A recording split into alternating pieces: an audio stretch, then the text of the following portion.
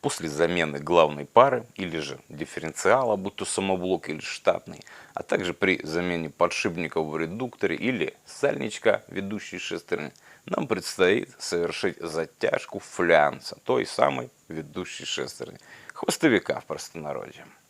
Этот момент реально важен. Почему? Потому что если флянец открутился, в лучшем случае мы поймаем гул редуктора, будь то переднего или заднего моста, неважно. А в худшем можем поймать клин и обрыв шестерен. Вот так вот. Именно эту причину я считаю главной в создавшейся проблеме. Почему же открутилась гайка? Причин на самом деле немного. Первое. Я не увидел следов фиксации резьбы на гайке. А здесь это вообще не лишнее. Второе. Сила затяжки, возможно, не была соблюдена. Третье. Распорная втулка и ее качество. Это вообще отдельная тема. То, что сейчас нам предлагают на рынке, это печаль и слезы. Тоже касается и втулки. Как бы не купить гумно. Смотрите, втулочка должна быть немножко шероховатой, пористой. Это ее нормальный вид. Он говорит нам о том, что это литье, литое изделие. Особенно обратите внимание на внутреннюю часть втулки. Если она гладкая, как меч самурая, значит ее выточил какой-нибудь Петр Игнатьевич у себя в гараже или в подвале из водосточной трубы.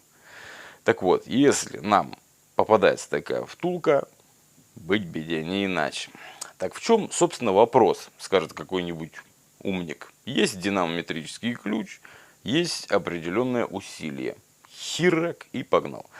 Отсюда выплывает первый вопрос. Диапазон затяжки гайки хвостовика от 12 до 24 кг на сантиметр. Это ни хрена себе зазорчик.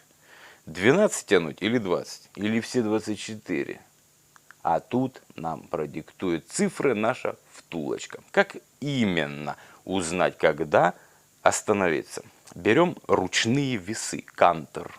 Фиксируем на одном из отверстий на флянце шнурок. И при каждой подтяжке гайки после нагрузки в 12 и до нагрузки 24 кг на сантиметр проверяем натяг шнурка в килограммах. Если мы установили новые подшипники, этот натяг должен быть в диапазоне от 6 до 9 кг. Без замены подшипников от 3 до 6, так как они уже приработались как полагается. Если же натяг в 6-9 кг появился до значения 12 кг на динамо-ключе, значит нас опрокинул Петр Игнатьевич и втулка родом из Фуфляндии. То же самое не годится, если динамо-ключ показывает нам перебор по диапазону, а натяга все нету. Едем за новой втулкой. Повторюсь, что даже при правильной затяжке вообще не лишним будет фиксануть резьбу. Тихих мостов нам и крепких шрусов. Да пребудет с нами ТАТ-17.